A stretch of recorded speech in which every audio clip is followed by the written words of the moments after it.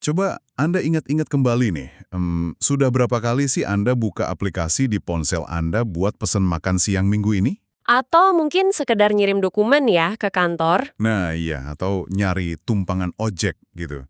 Sekali, 3 kali, atau mungkin Anda sangat bergantung padanya sampai setiap hari pakai. Buat banyak orang sih udah jadi kebutuhan harian ya. Benar banget.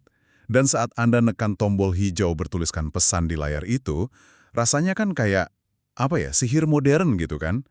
Makanan tahu-tahu muncul di depan pintu, perjalanan melintasi kemacetan Jakarta selesai, terus Anda bisa lanjut aktivitas tanpa pusing. Semuanya serba instan dan mudah buat kita yang pesan. Tepat. Tapi, pernah nggak sih Anda benar-benar memikirkan pergolakan ekonomi yang masif, sebuah pergeseran lempeng tektonik bisnis gitu ya, yang sebenarnya lagi terjadi tepat di balik tombol yang baru saja Anda tekan itu? Karena ya yang terlihat di layar ponsel kita sebagai kemudahan instan itu pada dasarnya cuma titik ujung aja. Titik ujung dari sistem yang, wah, luar biasa kompleks. Oh, pastinya. Di balik antarmuka yang ramah pengguna itu ada ekosistem raksasa, melibatkan jutaan tenaga kerja manusia yang beroperasi murni di bawah komando algoritma. Dan mesin penggerak ini nih sekarang lagi mengalami gesekan struktural yang sangat-sangat serius di lapangan. Nah, maka dari itu, di sesi bedah mendalam kita hari ini, kita bakal bongkar habis apa yang sebenarnya terjadi di belakang layar itu. Betul. Hari ini, tertanggal 1 Mei 2026, kita punya misi nih untuk membedah dua dokumen yang datang dari dua kutub yang benar-benar berlawanan. Tapi, mereka saling bertabrakan dan bakal langsung nentuin nasib jutaan pekerja transportasi online. Dan dompet Anda juga sebagai konsumen loh, jangan lupa. Ah iya, pasti itu. Jadi, sumber pertama kita hari ini adalah sebuah artikel akar rumput. Ini mentah banget dan sangat jujur, ditulis oleh komunitas driver. Pakai nama pena, Driver Malas Story. Judulnya aja udah mancing perhatian banget. Apa itu judulnya? Judulnya, OJOL akhirnya dibela negara. Pakai tanda tanya besar. Menarik. Kan? Nah, di sisi lain meja ring tinju ini, kita punya sumber kedua. Sebuah nota media atau press release resmi yang sangat terukur dan taktis dari ruang direksi korporat raksasa. Ditulis langsung oleh Hans Patuwo, Direktur Utama sekaligus CEO dari Goto. Oke, tapi sebelum kita benar-benar menguliti isi kedua dokumen ini ya, ada satu garis batas fundamental yang perlu saya taruh dulu di awal diskusi kita. Silakan. Gini, di dalam sumber-sumber ini, Anda nanti akan dengar kita nyebut nama Presiden Republik Indonesia, yaitu Presiden Prabowo Subianto. Iya, karena memang beliau ada di artikelnya kan? Betul, karena beliau ini figur sentral yang memicu perdebatan di dokumen kita hari ini. Tapi, saya mau menegaskan banget nih ke Anda yang lagi dengerin, misi eksplorasi kita hari ini berdiri pada netralitas politik yang mutlak. 100% mutlak. Kita nggak sedang ngambil sisi politik manapun ya, entah itu kiri atau kanan. Kita murni cuma ngebedah kebijakan yang tertulis, menganalisis angka-angkanya, dan memetakan apa sih dampak nyatanya buat ekosistem gig ekonomi dan buat Anda secara pribadi. Murni sesuai realitas dokumen yang kita pegang. Sip, setuju banget. Oke, mari kita masuk ke inti masalahnya. Pertanyaannya kan, kenapa sih perdebatan bertahun-tahun ini tiba-tiba duar, meledak jadi isu nasional yang krusial hari ini? Jawabannya ada di jalanan ibu kota. Tepatnya di Monas ya, di kawasan Monumen Nasional. Jadi di perayaan Hari Buruh Internasional ini, Presiden itu secara langsung ngambil alih panggung dan nembak tepat ke jantung keluhannya ojol. Keluhan terbesarnya yaitu Sistem potongan aplikasi. iya, potongan aplikasi. Nah, artikel dari si Driver Malas Story ini nangkap satu kutipan yang final banget dari pidato itu. Lugas banget. Beliau bilang, kutipannya gini, lo yang keringet, dia yang dapat duit. Wah, Itu tuh rangkuman paling mentah, paling mewakili perasaan jutaan driver di aspal. kutipan itu jadi titik ledak sih sebenarnya. Karena dia kayak menelanjangi ketidakseimbangan struktural yang selama ini kan selalu disembunyiin di balik, ya Anda tahu lah, istilah-istilah teknologi yang canggih gitu. Kata-kata manis startup lah ya. Iya, dan dokumen pertama kita ini gamblang banget nunjukin kalau keresahan ini tuh udah bukan sekedar bisik-bisik nongkrong di warung kopi tempat driver kumpul lagi. Udah jadi kemarahan massal ya. Udah akumulasi frustrasi.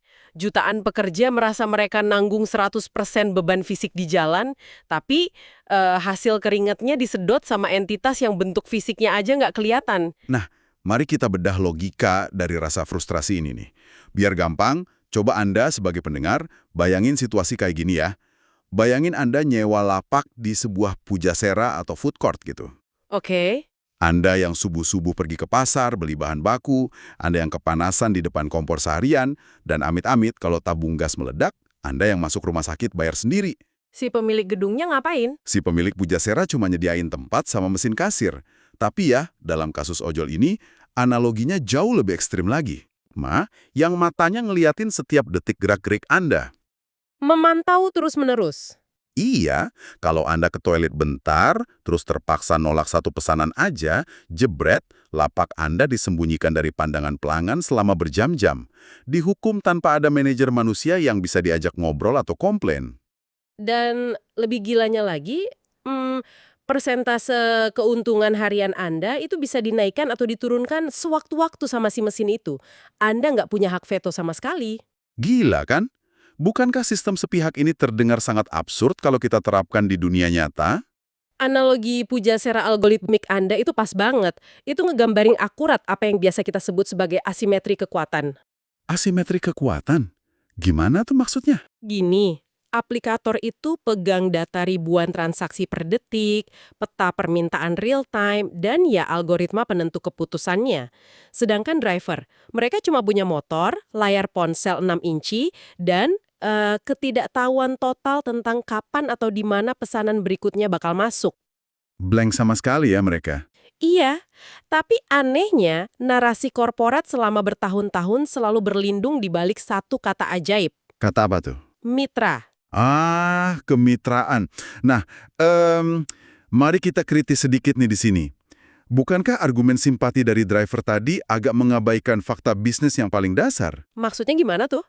Ya maksudnya, waktu para driver ini download aplikasi ojol di hari pertama, kan ada tuh kotak syarat dan ketentuan yang panjang banget. Mereka centang dengan sadar kan? Iya sih, setuju secara hukum. Mereka secara sukarela menyetujui status sebagai mitra independen. Mereka tahu dong dari awal, ini bukan kerja kantoran, nggak ada gaji pokok, dibayar berdasarkan performa harian. Kalau mereka udah sadar tanda tangan kontrak kemitraan itu, kenapa tiba-tiba negara harus repot-repot turun tangan ngurusin kesepakatan dua pihak ini? Itu pertanyaan yang tajam banget. Tapi masalahnya jadi jauh lebih pelik kalau kita lihat realitas operasional di lapangan, yang pelan-pelan tuh menghapus ilusi kesetaraan dari kata mitra itu sendiri. Ilusi kesetaraannya. Di atas kertas kan mitra itu artinya dua entitas bisnis yang sejajar, sama-sama diuntungkan. Tapi artikel komunitas driver ini ngerinci kebohongan di balik kemitraan itu. Contohnya, Biaya operasional driver. Itu kan sifatnya absolut dan naik terus. Harga bensin berfluktuasi, kampas rem habis, ban botak, oli mesti rutin diganti. betul, motor kan disiksa tiap hari tuh. Belum lagi resiko kecelakaan atau begal di jalan tiap malam.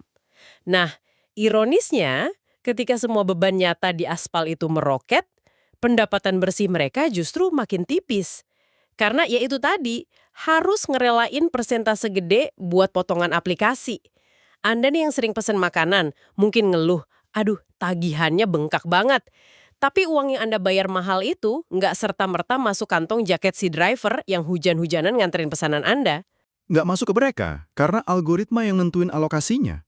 Dan secara teknis, algoritma itu nggak peduli sama manusia. Dia berpihaknya sama efisiensi. Nah, di artikel itu ada istilah menarik tuh, akun gagu. Nah, iya akun kagu. Ini contoh konkretnya. Algoritma kan nggak ngasih surat peringatan SP1, SP2 kayak HRD di kantor biasa. Langsung eksekusi ya. Langsung dia menghukum driver dengan ngebatasin visibilitas. Kalau ada driver yang metrik penerimaan pesanannya turun dikit aja, mungkin karena dia kecapean, terus nolak satu order jarak jauh.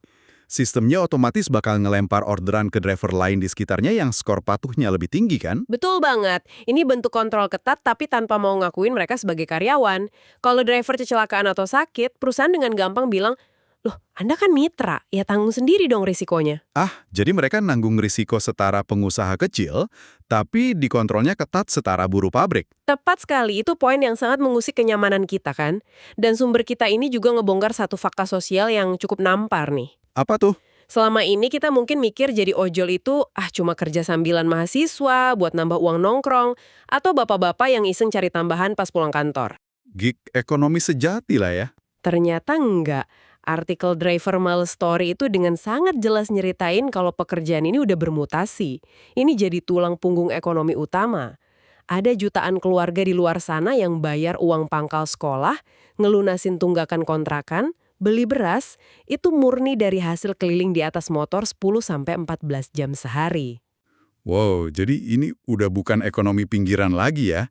Ini tuh pondasi kelangsungan hidup buat warga kelas menengah ke bawah.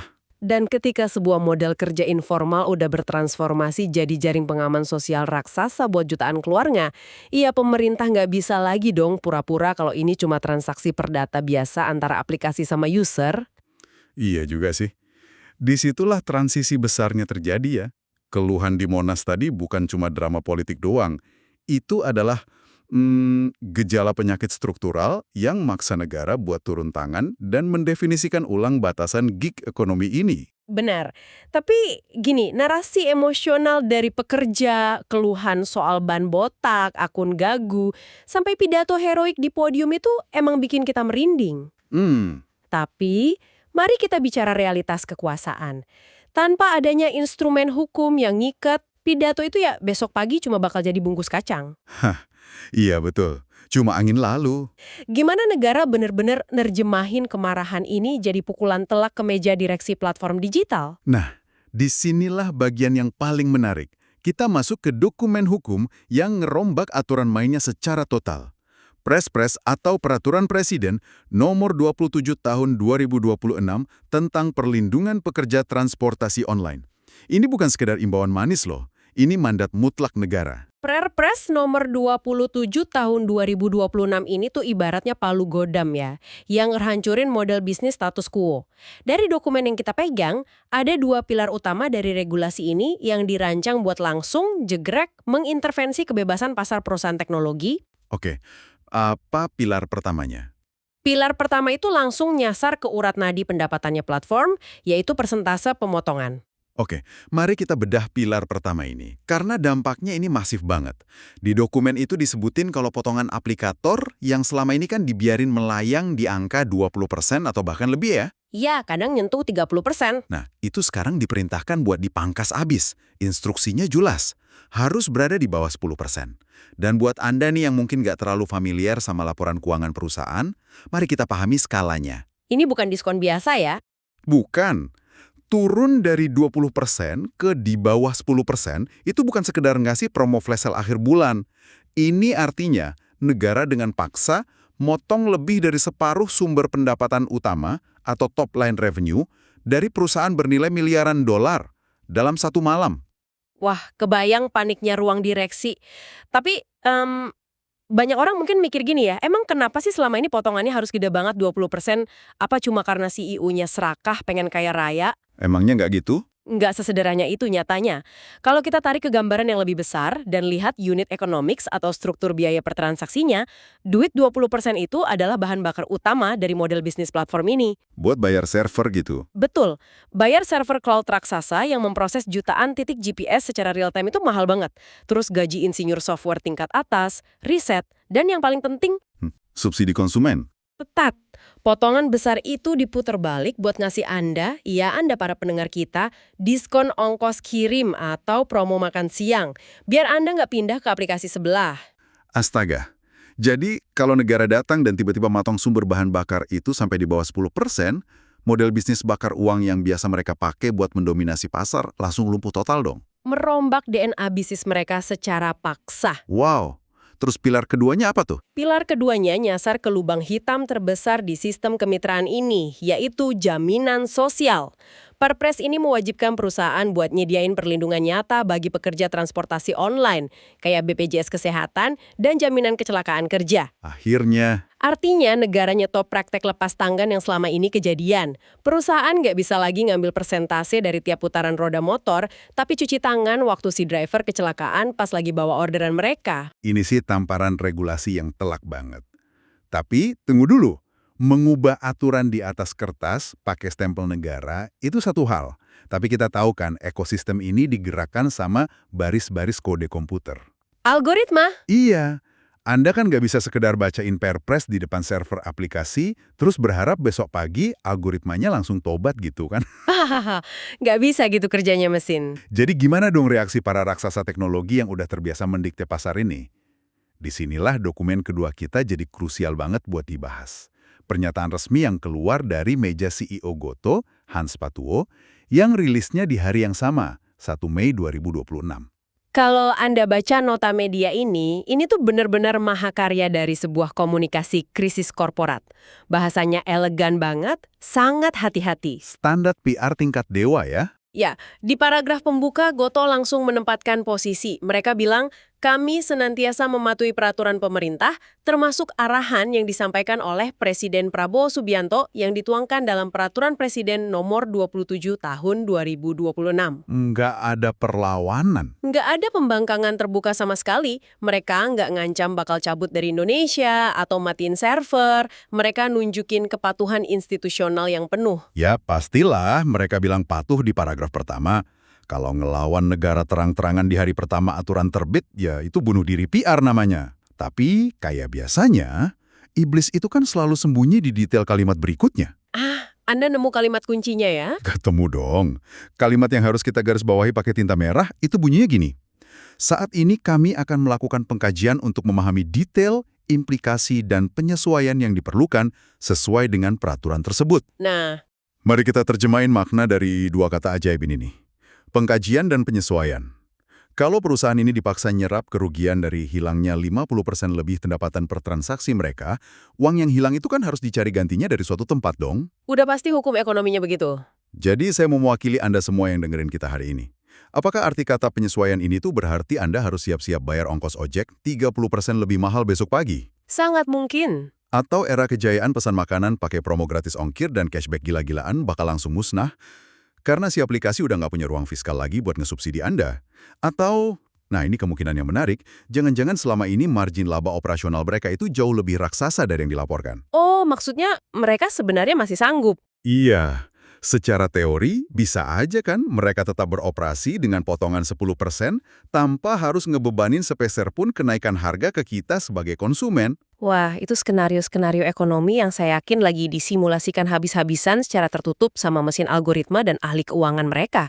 Ruang direksi itu kan nggak merespons pakai emosi ya, mereka merespons pakai matematika. Angka nggak pernah bohong. Kalau kita balik ke artikel Driver Malah Story, si penulis dari Akar Rumput ini tuh ternyata punya skeptisisme yang persis kayak hipotesis Anda tadi. Oh iya, dia nulis apa? Penulisnya nyatat satu kalimat yang cukup menohok. Dia bilang, dunia algoritma tidak sesederhana pidato. Wow, dalam banget. Bahasa korporat soal penyesuaian tadi itu sinyal kuat kalau sistem lagi sibuk ngitung ulang titik keseimbangan baru. Karena ingat, perusahaan teknologi ini kan punya pemegang saham. Ada investor yang nagih janji profit. Betul. Dewan investor menuntut laba nyata. Di sisi lain, mereka juga lagi perang harga berdarah-darah sama platform saingan asing yang siap nyaplok pasar kapan aja kalau harga Goto tiba-tiba kemahalan. Berarti ada kemungkinan yang lebih gelap nih dari sekedar naikin harga ke konsumen. Gimana tuh gelapnya? Kalau mereka nggak berani naikin harga ke Anda, karena takut Anda langsung uninstall aplikasi mereka, terus gimana cara mereka nyiasatin hilangnya jatah potongan 10% tadi?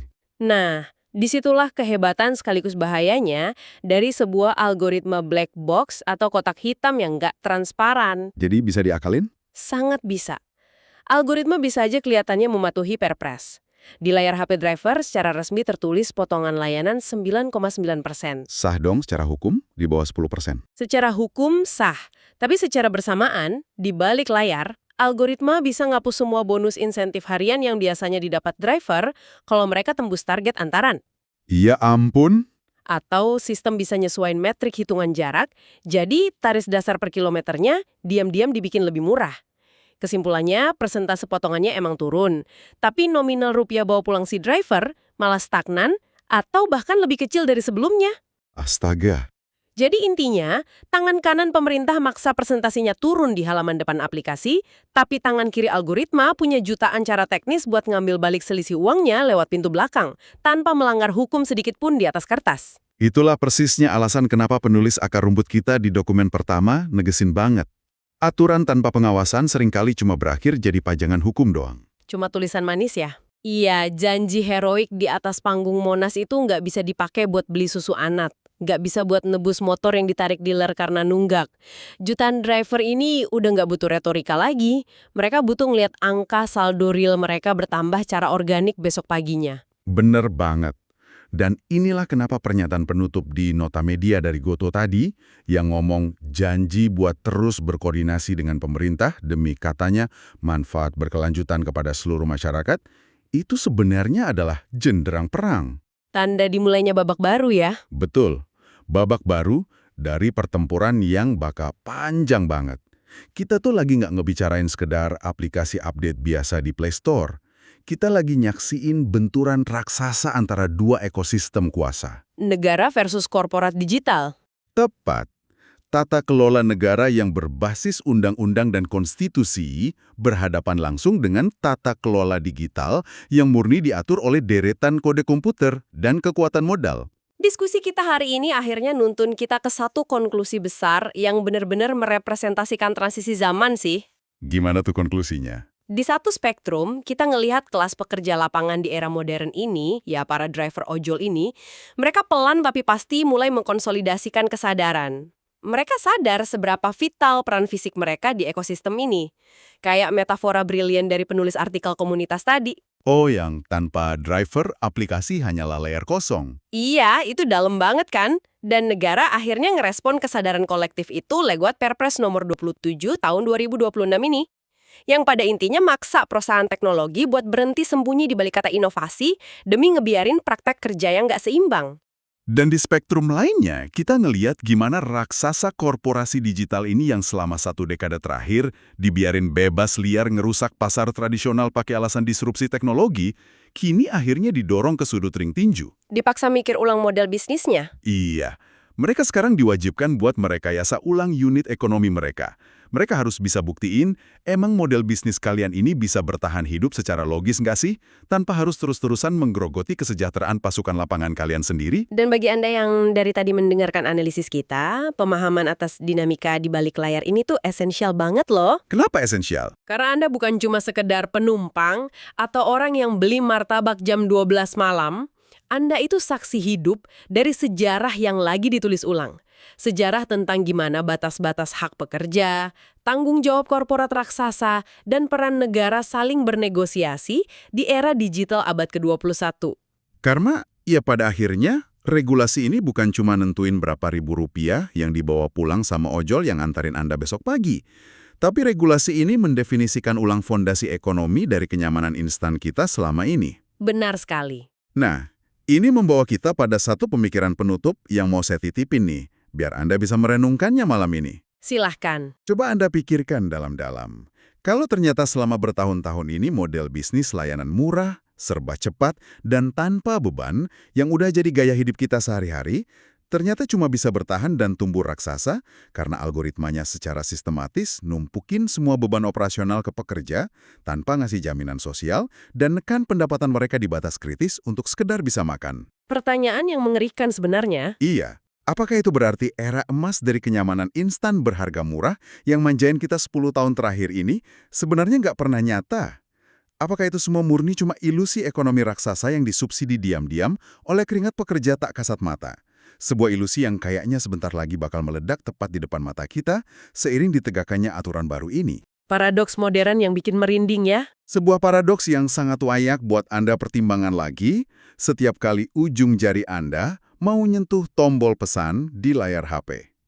Oke, terima kasih banyak sudah menginvestasikan waktu Anda buat bergabung, menyelam dalam-dalam, dan ngebongkar kompleksitas di balik berita sama kita hari ini. Tetaplah kritis ngelihat dunia di sekitar Anda, dan sampai jumpa di eksplorasi kita selanjutnya.